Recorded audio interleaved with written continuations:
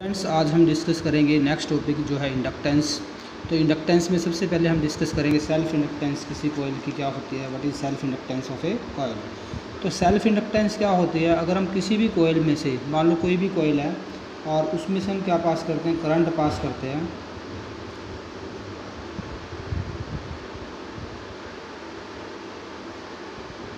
कोई कोयल हमने कंसीडर की और एक बैटरी लगा दी या सेल लगा दिया और रियोस्टेट। जब हम यहाँ से ये मान लो कोई भी रियोस्टेट है जिससे हम जो है रेजिस्टेंस वेरी कर सकते हैं, हैंस करंट हम वेरी कर सकते हैं।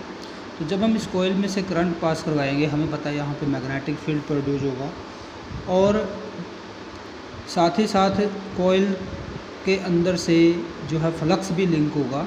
लेकिन अगर हम करंट को चेंज करते हैं तो यहाँ पे मैग्नेटिक फील्ड चेंज होगा और कोयल के अक्रॉस जो है मैग्नेटिक फ्लक्स चेंज हो जाएगा। और जब भी मैग्नेटिक फ्लक्स चेंज होता है, according to Faraday law of electromagnetic induction, EMF जो है वो इंड्यूस हो जाती है। तो मीनिंग जब हम इसी कोयल में से क्या करेंगे, करंट पास करेंगे और इसी के अंदर एक अपोजिंग ईएमएफ, देखो हमें पता है ईएमएफ जो होती है वो चेंज इन मैग्नेटिक फ्लक्स जो होता है उसको क्या करती है, अपोज। यानी कि ईएमएफ जो है अपोजिट डायरेक्शन में, इस ईएमएफ की वजह से करंट जो है वो पास होगा, इंड्यूस्ड करंट। अगर मैं यहाँ पे दिखाऊँ इंड्यूस्ड करंट को, आई इंड्यूस्ड करंट है, तो इसकी डायरेक्शन जो है, जो हमने करंट पास करवाया उस करंट के बिल्कुल क्या होगी, अपोजिट। यानी कि एक अपोजिंग जो है करैक्टर यहाँ पर प्ले करता है। जैसे हमने इनर्शिया पढ़ा है +1 के अंदर, inertia of rest, inertia of motion, inertia of direction. ऐसे ही इलेक्ट्रिसिटी के अंदर जो ये सेल्फ इंडक्टेंस या इंडक्टेंस जो होती है वो किसका काम करता है, इनर्शिया का काम करता है। तो सेल्फ इंडक्टेंस किसी भी कोयल की क्या आएगी, तो सेल्फ इंडक्टेंस क्या होगी, इसकी डेफिनेशन सबसे पहले करते हैं हम। It is the property of A coil by virtue of which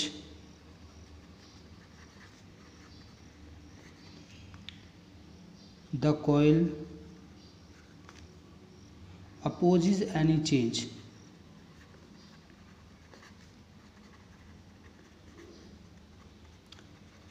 in the strength of current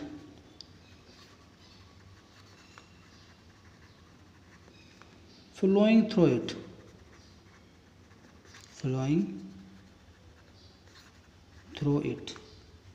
by inducing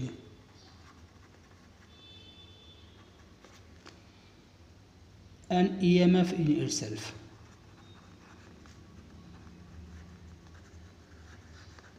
meaning क्या है, कोयल में से जब हम करंट को चेंज करवाएंगे तो इस कोयल की प्रॉपर्टी है कि वो अपोज करेगी किसको, चेंज इन करंट को। यानी कि करंट की स्ट्रेंथ में जो चेंज कर रहे हैं उसको कोयल क्या करेगी, अपोज करेगी और अपने ही अंदर एक ईएमएफ जो है वो इंड्यूस करेगी, जिस सेल्फ ईएमएफ जिसको बोलते हैं वो इंड्यूस करेगी। ठीक है, इस प्रॉपर्टी को कोयल की हम बोलते हैं सेल्फ इंडक्टेंस ऑफ ए कोयल। और यहाँ पे देखें, अगर हम फ्लक्स को चेक करें, जो मैग्नेटिक फ्लक्स होता है, जितना ज़्यादा करंट हम इस कोयल में से इंक्रीज़ करेंगे उतना ज़्यादा मैग्नेटिक फील्ड होगा और उतना ज़्यादा फ्लक्स क्या होगा, इसके साथ लिंक होगा। यानी कि जो मैग्नेटिक फ्लक्स आएगा वो करंट के क्या आता है, डायरेक्टली प्रोपोर्शनल आता है। ठीक है, तो यहाँ पे हमें कोफिशिएंट ऑफ सेल्फ इंडक्टेंस हम फाइंड आउट करेंगे, कोफिशिएंट ऑफ सेल्फ इंडक्टेंस। तो मीनिंग जो मैग्नेटिक फ्लक्स है वो करंट के डायरेक्टली अपोजिट होता है। जितना ज़्यादा करंट हम पास करेंगे उतना ज़्यादा मैग्नेटिक फ्लक्स जो है कोयल के साथ क्या होगा, लिंक होगा। तो यहाँ पे अगर डायरेक्टली को हटाए, कांस्टेंट लगाएंगे हम एल जो है इसको हम बोलते हैं कोफिशिएंट ऑफ सेल्फ इंडक्टेंस। इसको क्या बोलते हैं, coefficient of self inductance. Coefficient of self inductance बोलेंगे इसको हम, और इसको डिफ़ाइन भी कर सकते हैं। इसका डायमेंशनल फार्मूला भी हम फाइंड आउट करेंगे, इसकी यूनिट भी जो है वो भी फाइंड आउट कर सकते हैं। एल जो है एक कांस्टेंट ऑफ प्रोपोर्शनैलिटी है जिसको हम क्या बोलते हैं, कोफिशिएंट ऑफ सेल्फ इंडक्टेंस। तो एल जो है वो कई फैक्टर्स पे डिपेंड करेगा। एल जो है नंबर ऑफ़ टर्न पे डिपेंड करता है, एरिया ऑफ क्रॉस सेक्शन पे डिपेंड करता है, नेचर ऑफ द मटेरियल पे डिपेंड करता है। तो काफ़ी सारे फैक्टर है जिसके ऊपर एल जो है वो डिपेंड करेगा। बट अगर मैं यहाँ पे ये कंसीडर करूँ, आई को मैं यूनिटी कंसीडर कर लेता हूँ, आई को कितना कंसीडर कर लें, यूनिट करंट, ठीक है, यूनिटी कंसीडर कर लेते हैं इसको। तो फाई जो आएगा this is equal to L. Meaning क्या है कि जो हमारा कोफिशिएंट ऑफ सेल्फ इंडक्टेंस होगा वो न्यूमेरिकली इक्वल आता है amount of flux linked with the coil के साथ जब करंट जो है यूनिट करंट कोयल में से पास करते हैं। मीनिंग अगर हम इस कोयल में से यूनिट करंट पास करें तो जो हमारा सेल्फ इंडक्टेंस आएगा, कोफिशिएंट ऑफ सेल्फ इंडक्टेंस, वो किसके इक्वल आ जाएगा, फाई के। तो ये एक जो है सिंपल सी डेफिनेशन हो जाएगी सेल्फ इंडक्टेंस की, कोफिशिएंट ऑफ सेल्फ इंडक्टेंस की। तो coefficient of self inductance is numerically equal to coefficient of self inductance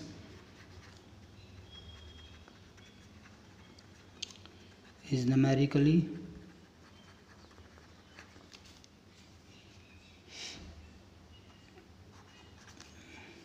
equal to the amount of magnetic flux linked with the coil, magnetic flux linked with the coil when unit current flows through the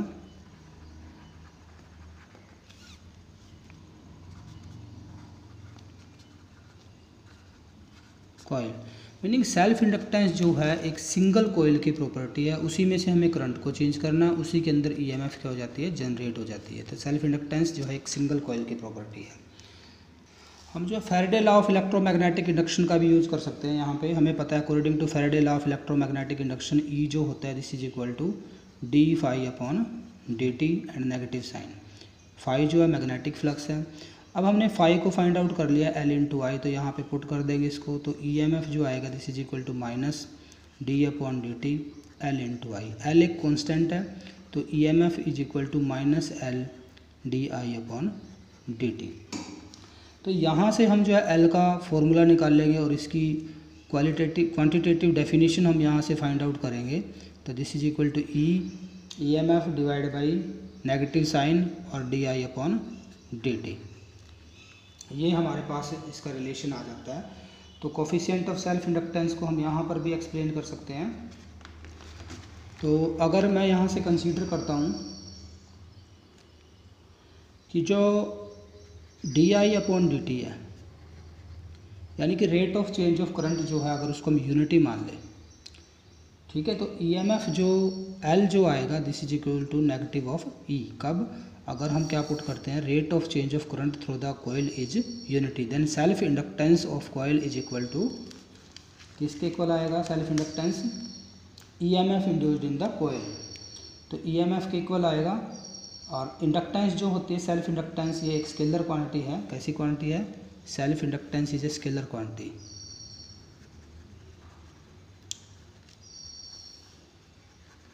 ये एक scalar quantity होती है, ठीक है। तो एक definition ये भी होगी इसकी। और दूसरा, अगर कोफिशिएंट ऑफ सेल्फ इंडक्टेंस हम फाइंड आउट करते हैं, इसकी यूनिट निकालते हैं, यूनिट और सेल्फ इंडक्टेंस, एल की जो यूनिट आएगी इस फॉर्मूले से निकालेंगे, E D I upon D T. अब देखो सेल्फ इंडक्टेंस की जो यूनिट होती है वो होती है हेनरी। जोसेफ हेनरी के नाम पर इसकी यूनिट पड़ी है, क्योंकि हेनरी ने फर्स्ट टाइम जो है सेल्फ इंडक्टेंस के बारे में इंफॉर्मेशन दी थी। तो हेनरी जो है इसकी यूनिट हो जाएगी। अगर हम यहाँ पे ईएमएफ को लेते हैं 1 वोल्ट, तो मैग्नीट्यूड कंसीडर कर लेते हैं सिर्फ 1 वोल्ट, और करंट चेंज हो रहा है 1 एम्पियर, कितने सेकंड में, 1 सेकंड में। तो ये यहाँ से इसकी यूनिट आ जाएगी volt second divide by ampere, जिसको हम बोलते हैं 1 हेनरी। तो 1 हेनरी को हम डिफाइन करेंगे, इसकी डेफिनेशन क्या आएगी, self inductance of a coil is said to be, self inductance of a coil is said to be 1 Henry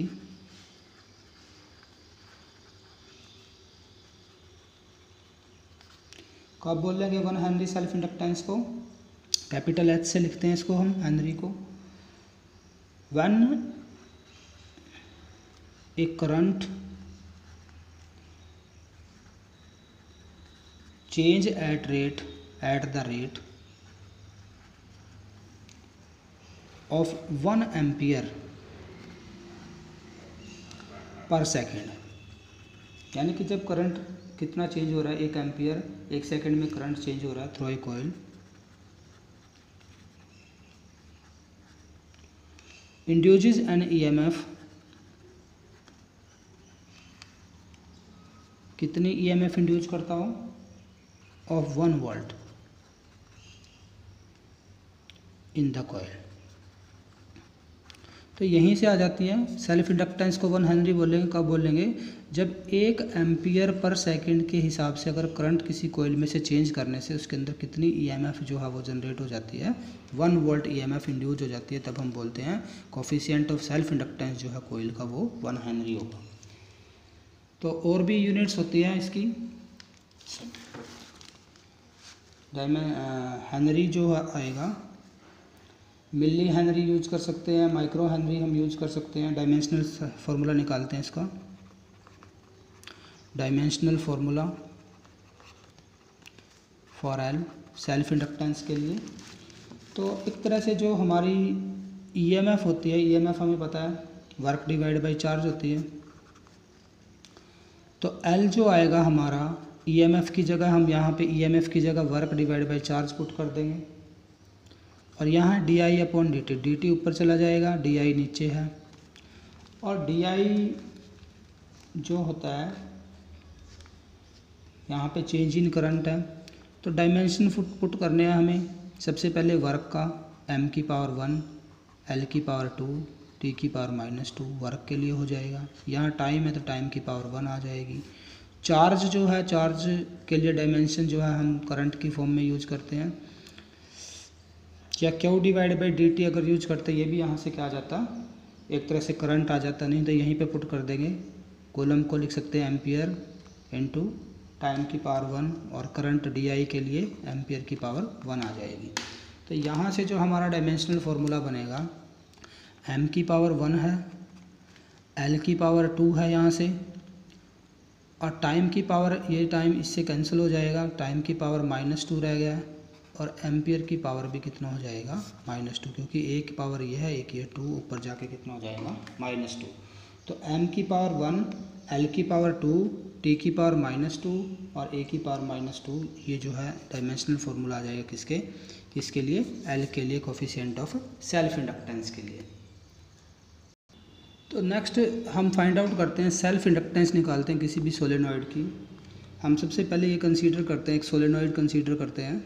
ये हमारे पास कोई सोलेनॉइड है,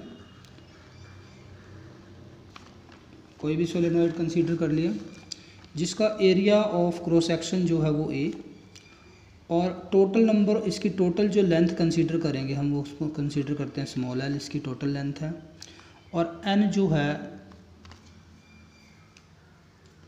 n कंसीडर करेंगे यहाँ पर हम नंबर ऑफ टर्न्स, ये जो टर्न बनी हुई है circular turn per unit length, और टोटल टर्न n जो है वो टोटल टर्न आ जाएगी, टोटल नंबर ऑफ टर्न्स। तो n को हम राइट कर सकते हैं n इंटू एल। अगर हम कोयल में से करंट पास करवाते हैं, सपोज करो I करंट पास करवाते हैं सोलेनॉइड में से, तो हमें पता है मैग्नेटिक फील्ड जो प्रोड्यूस होता है B due to a solenoid carrying current, this is equal to μ0 n into I, या स्मॉल n की वैल्यू पुट कर सकते हैं इसमें हम, μ0 capital N divide by L into I. μ0 जो है फ्री स्पेस की परमेबिलिटी है, तो इतना मैग्नेटिक फील्ड जो है वो प्रोड्यूस होता है जब I करंट हम किसी भी सोलेनॉइड में से पास करते हैं। अब ये मैग्नेटिक फील्ड जो है हर एक कोयल के साथ लिंक है, और कोयल का एरिया ऑफ क्रॉस सेक्शन हमने ए लिया हुआ है, तो मैग्नेटिक फ्लक्स अगर निकाले, magnetic flux linked with each coil, हर एक कोयल में से कितना मैग्नेटिक फ्लक्स जो है लिंक होगा, फाई, तो ये हमारे पास क्या आएगा, B into area of the turn, और थीटा की वैल्यू 0 हो जाएगी, तो B इंटू ए आ जाएगा, यानी कि कोस 0 1 हो जाएगा, तो B इंटू ए। तो यहाँ से अगर हम फ्लक्स निकाल लें एक कॉइल के लिए, जो फ्लक्स आएगा this is equal to mu naught N divide by L I into A. ये हमारा मैग्नेटिक फ्लक्स एक सिंगल कॉइल से लिंक होगा, लेकिन टोटल नंबर ऑफ टर्न्स हमारे पास कितनी है, कैपिटल N है। तो टोटल जो फ्लक्स आएगा पूरे सोलेनोइड से वो कितना होगा, टोटल फ्लक्स या total magnetic flux linked with N turns of the solenoid. तो ये जो फ्लक्स आएगा टोटल फ्लक्स, फाई टोटल लिख देता हूँ मैं इसको, this is equal to mu naught N divide by L I into A. ये एक कोयल से था और N नंबर ऑफ टर्न्स है, तो N से इसको क्या कर देंगे, मल्टीप्लाई। तो इतना टोटल फ्लक्स हमारा जो है लिंक होगा, या इसको हम ऐसे भी राइट कर सकते हैं, म्यू नॉट यहाँ N स्क्वायर हो जाएगा divide by L I into A. ये हमने क्या फाइंड आउट कर लिया, टोटल फ्लक्स फाइंड आउट कर लिया। इक्वेशन नंबर 1 दे देते हैं नाम इसको। अब देखो इसके बाद अगर हम कंसीडर करें यहाँ पर भी L लेते हैं हम, coefficient of self inductance. L क्या है, coefficient of self inductance consider करते हैं सोलेनोइड के लिए, ऑफ द सोलेनोइड। तो हमारा जो मैग्नेटिक फ्लक्स आएगा अकॉर्डिंग टू डेफिनेशन, ये कितना आएगा, L इंटू आई आएगा। तो ये हमारी इक्वेशन बन जाएगी 2। अब देखो जब करंट पास किया सेल्फ इंडक्टेंस की टर्म में, हमारा ये टोटल फ्लक्स आ जाएगा मैग्नेटिक फ्लक्स। तो इक्वेशन 1 और 2 को हम कंपेयर करते हैं, कंपेयरिंग इक्वेशन 1 एंड 2।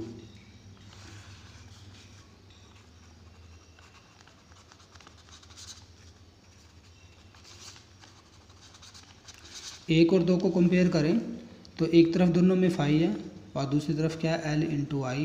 ये जो आएगा this is equal to mu naught N square divide by L I into A आ जाएगा।